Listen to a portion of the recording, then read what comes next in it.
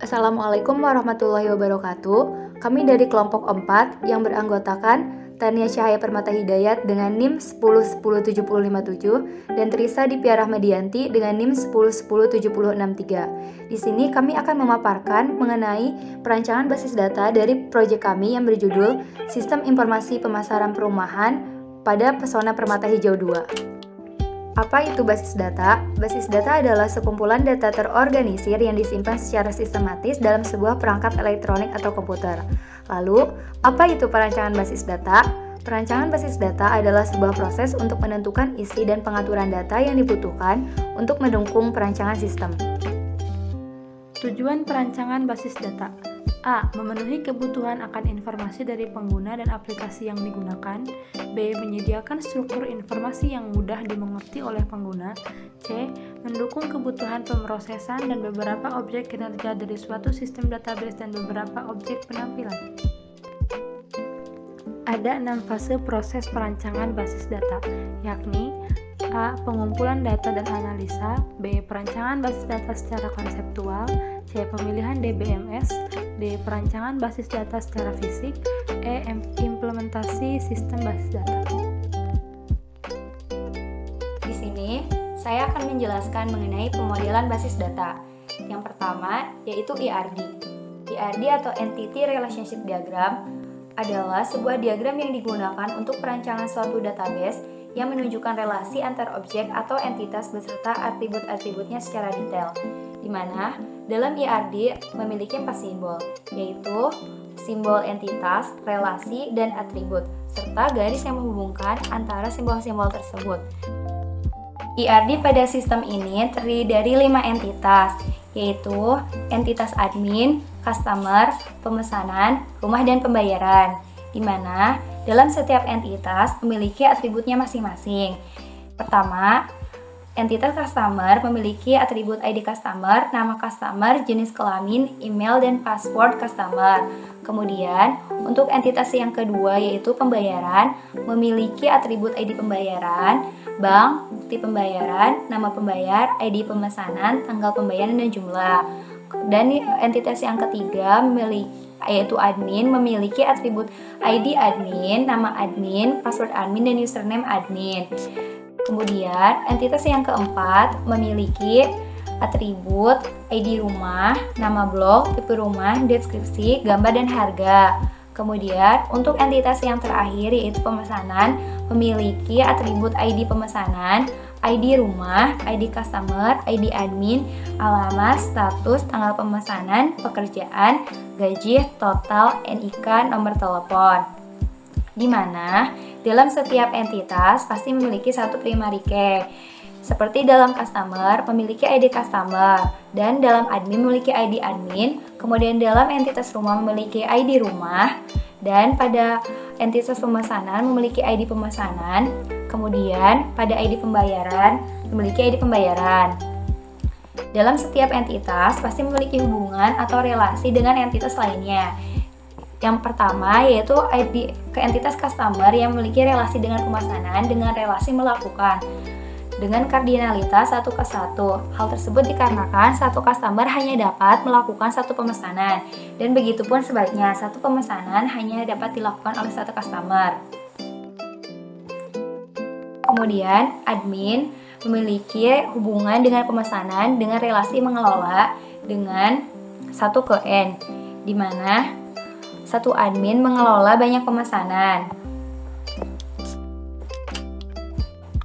Dan banyak pemesanan dikelola oleh satu admin. Kemudian hubungan yang ketiga yaitu adalah antara pemesanan dan rumah, di mana dengan relasi mengambil dengan kardinalitas 1 ke 1 karena satu pemesanan hanya dapat mengambil satu rumah.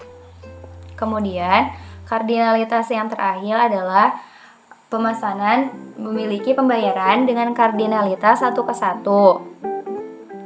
Hal tersebut karena satu pemesanan hanya memiliki satu pembayaran.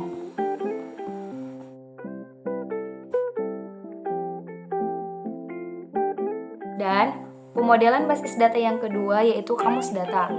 Kamus data adalah suatu penjelasan tertulis tentang suatu data yang berada di dalam database atau suatu daftar data elemen yang terorganisir dengan definisi yang tetap dan sesuai dengan sistem, sehingga user dan analis sistem mempunyai pengertian yang sama tentang input, output, dan komponen data store. Di mana kamus data terdiri dari 5, yaitu admin, customer, pemesanan, pembayaran, dan rumah. Di mana dalam admin memiliki atribut ID admin, nama admin, username, dan password. Kemudian customer memiliki ID customer, nama customer, jenis kelamin, email, dan password customer. Dan pada pemesanan terdiri dari ID pemesanan, nama lengkap, NIK, nomor telepon, alamat pekerjaan, gaji, tanggal pemesanan, total, dan status.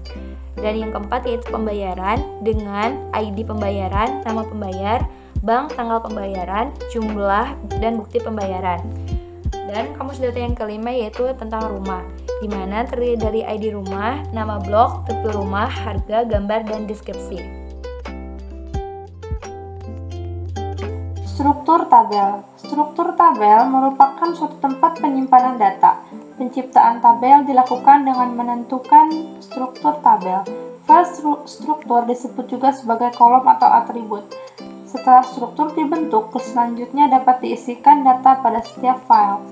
Kemudian di sini ada struktur tabel. Yang pertama itu tabel admin, di mana yang berisi nama, type, data, ukuran, dan keterangan. Untuk nama di sini ada ID admin dengan tipe data char, ukuran 10, dan keterangan memuat primary key. Kemudian nama admin, tipe data varchar, ukuran 30, memuat nama admin. Kemudian ada user admin, tipe data varchar dengan ukuran 30 memuat username dan admin.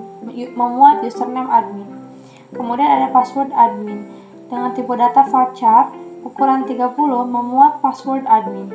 Kemudian kedua ada tabel customer. Pertama itu ada ID customer, tipe data char ukuran 10 memuat ID customer sebagai primary key.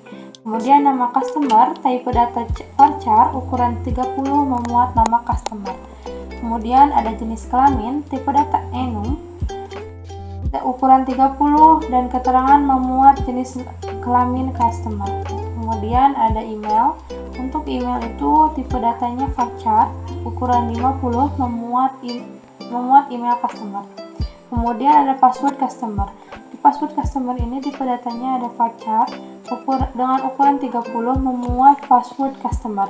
Kemudian 3, ada tabel pemesanan. Untuk tabel pemesanan ini ada ID pemesanan dengan tipe data char, ukuran 10 memuat ID pemesanan sebagai primary key. Kemudian ada nama lengkap, tipe data varchar, ukuran 30 memuat nama lengkap dari pemesan. Kemudian ada NIK, tipe data integer, ukuran 20 memuat NIK pemesan.